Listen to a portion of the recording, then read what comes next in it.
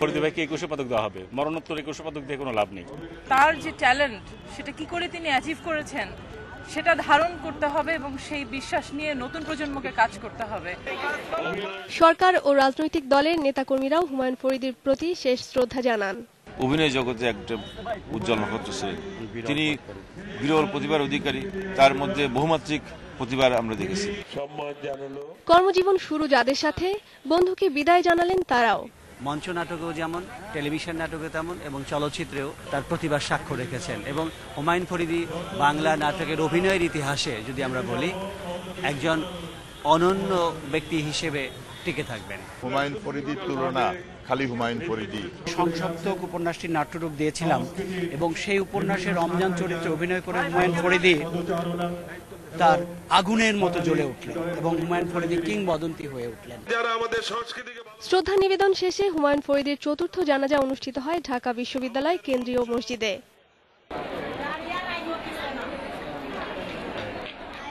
শেষ বিকেলে মিরপুর বুদ্ধিজীবী কবরস্থানে সমাহিত করা হয় হুমায়ুন ফরিদীকে। Rokeya Lita, independent news, Dhaka. দিন দিন বেড়েই চলেছে বই পাইরেসির প্রবণতা। এতে প্রকাশনা শিল্প এবং বই আমদানিকারকদের ক্ষতির পাশাপাশি প্রতারিত হচ্ছেন ক্রেতারাও। সংশ্লিষ্টরা বলছেন, প্রকাশনা শিল্প বাঁচাতে হলে পাইরেসি বন্ধের ব্যাপারে এখনই উদ্যোগ নিতে হবে।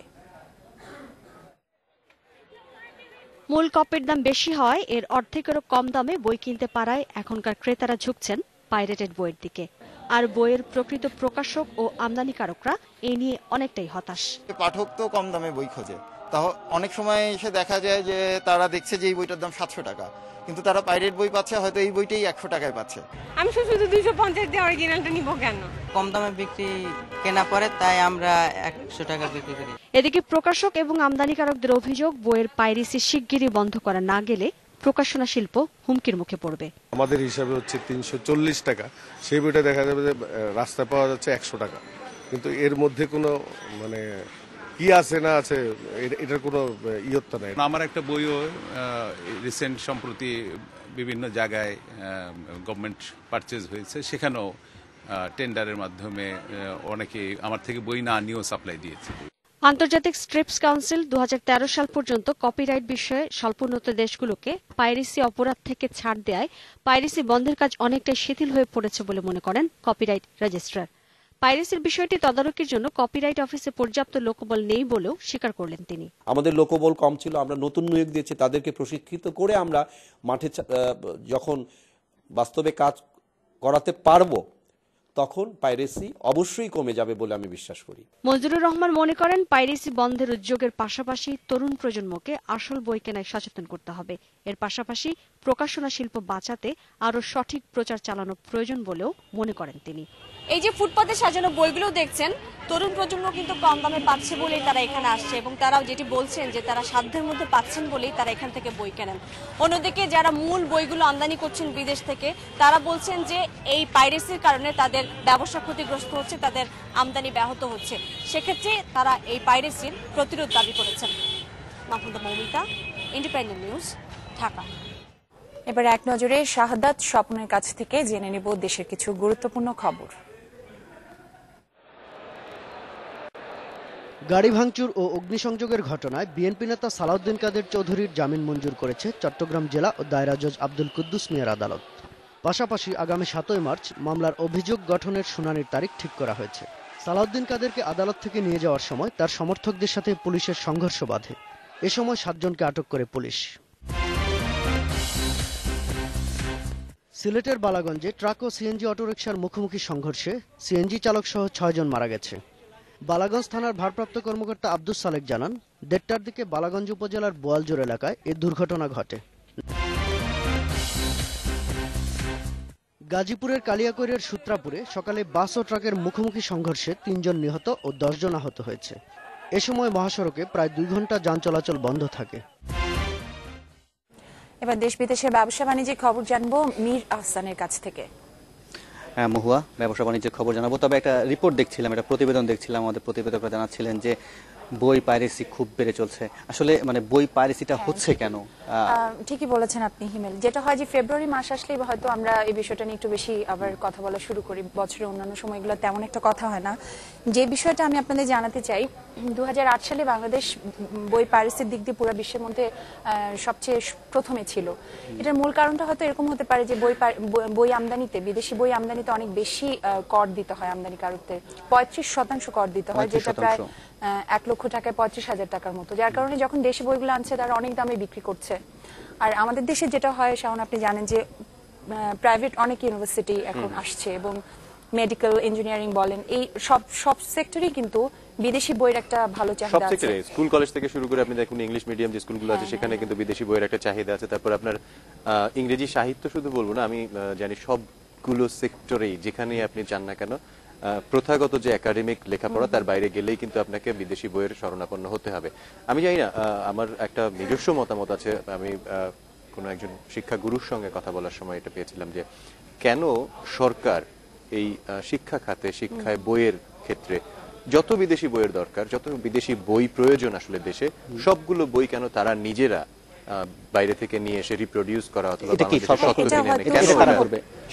সরকারের যে কোনো একটা গভর্নিং বডি তৈরি হতে পারে যারা আসলে ঠিক করবেন কোন বইগুলো বিদেশ থেকে আমরা নিয়ে আসবো, কোন বইগুলো আমাদের দেশে সার্বজনীনভাবে শিক্ষার ক্ষেত্রে কাজে আসবে। ইদানিং যেটা যুক্ত হয়েছে ই-পাইরেসিটা অনেক বেশি বেড়ে গিয়েছে, ইন্টারনেট থেকে বই পাইরেট করে। বেশিরভাগ আপনি দেখুন যে প্রাইভেট ইউনিভার্সিটিগুলো আছে সেখানে কিন্তু পড়ার ক্ষেত্রে, যে কোনো কাজের ক্ষেত্রে, যে কোনো থিসিস পেপার, যে কোনো ডিসার্টেশন, সেগুলোর ক্ষেত্রে কিন্তু বাইরের থেকে আমাদের সাহায্য নিতেই হচ্ছে। আমরা যেটা করছি, প্রচুর ডলার খরচ করছি কিন্তু সেখানে, কারণ সেখানে আমাদেরকে বাইরের একটা লাইব্রেরি যদি সদস্য পদ নিতে হয়, সদস্য হতে গেলে কিন্তু মেম্বারশিপের জন্য আমাকে সেখানে টাকা খরচ করতেই হচ্ছে। এখন যেটা হয়েছে যে বই, বাইরের বই আমদানি যেহেতু এত খরচ, নিউ মার্কেটে কিছুদিন আগেও 2-3 বছর আগেও দেখা যেত যে অনেকগুলো বিদেশি বইয়ের দোকান ছিল, এখন সেগুলো সব সাধারণ গিফট শপে পরিণত হয়েছে। সেই বইয়ের দোকানগুলো এখন সত্যি খুঁজে পাওয়া যায় না, এটা খুবই দুঃখজনক আসলে। মহুয়া, শাওন, আসলে বই পাইরেসি নিয়ে আসলে সবার মধ্যে এক ধরনের শঙ্কা আছে, তবে সেসব খবর তো আমরা জানালামই এবং আমার কাছে কিছু ব্যবসা বাণিজ্যের খবরও আছে, সেসব খবর জানাবো। তবে তার আগে নেব ছোট্ট একটা বিরতি, আর বিরতির পর ফিরে এসে তা থাকছে। হাইকোর্টের বেঁধে দেওয়ার সময় শেষ হলেও আটকে আছে রাজধানী থেকে ট্যানারি সরিয়ে নেয়ার কাজ। মুরগির বাচ্চা, খাবার ও ঔষধের দাম বাড়ানোর সাথে তাল মেলাতে পারছে না পোলট্রি খামারিরা, বন্ধ হয়ে যাচ্ছে খামার।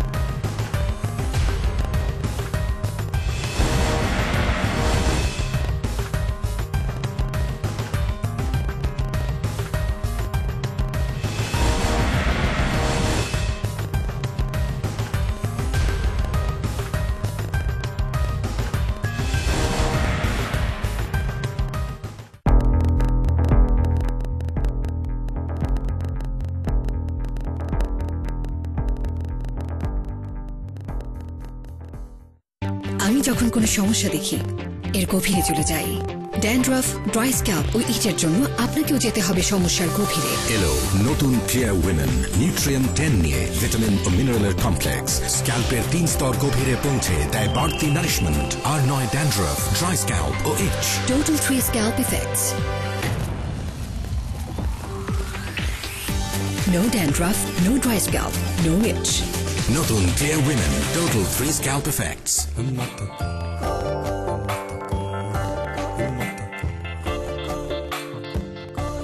অসময়ে চুল পেকে লজ্জায় মাথা হেট? তাহলে বেছে নিন সবার সেরা hair coat herbal hair die. মেহেদি, জবা ও আমলকির গুণে ভরা, আর পান ঝলমলে মোলায়েম কালো চুল naturally. Hair coat herbal hair die.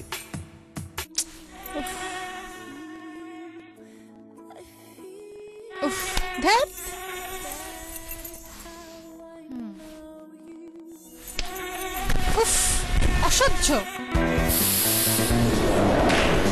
মশাদের উৎপাত নিমিষেই থেমে যাক। এক্সপেল।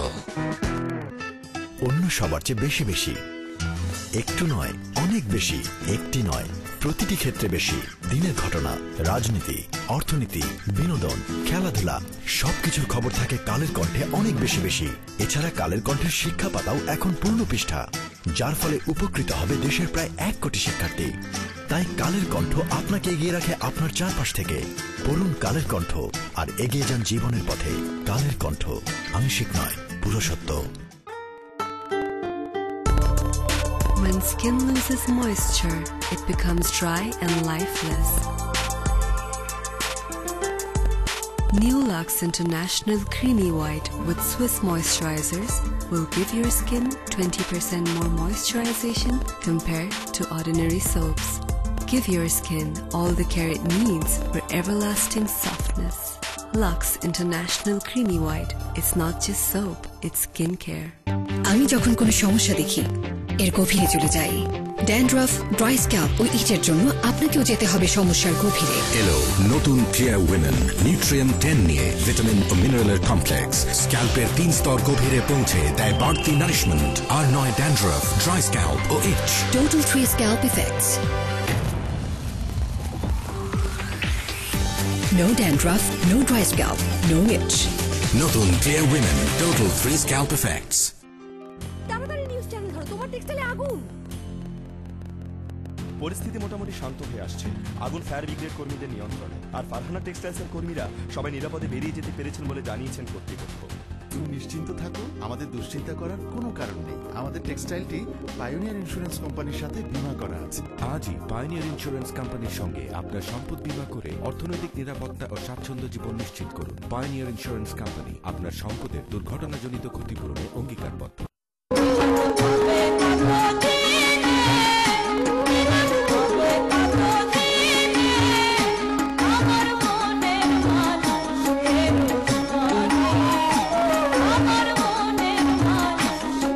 আপনার প্রাণের চেয়ে প্রিয় ক্রিকেট স্টার আপনার শহরে 9 ফেব্রুয়ারি থেকে শুরু হচ্ছে ডেস্টিনি বৈশাখী বিপিএল টি20। শুধুমাত্র চ্যানেল 9-এ 4 হবে, ছক্কা হবে, ভরপুর এন্টারটেইনমেন্ট। মিস করতে না চাইলে কেবল অপারেটরকে চ্যানেল 9-এ সংযোগ দিতে আজই বলুন লাভ ভেলকি লাভ। হঠাৎ একদিন টিকিট কোথায়? Excuse me? ক্লোজ আপ এর অ্যান্টিব্যাকটেরিয়াল মাউথওয়াশ দেয় সতেজ নিঃশ্বাস আর মাইক্রো হোয়াইটনেস দেয় ঝকমকে মজবুত দাঁত। আপনারও কি আছে ক্লোজ আপ কনফিডেন্স?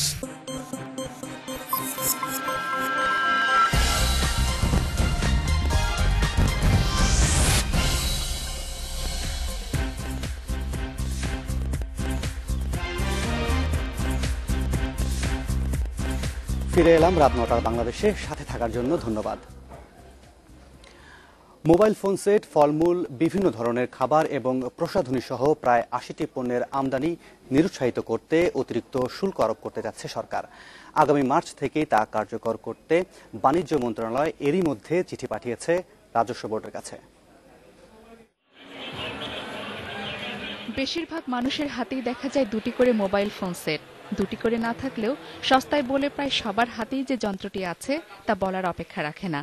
বাণিজ্য মন্ত্রণালয়ের হিসেবে বছরে 3,277 কোটি টাকার ফোন সেট আসে, তবে তা থেকে যথেষ্ট কর আসে না।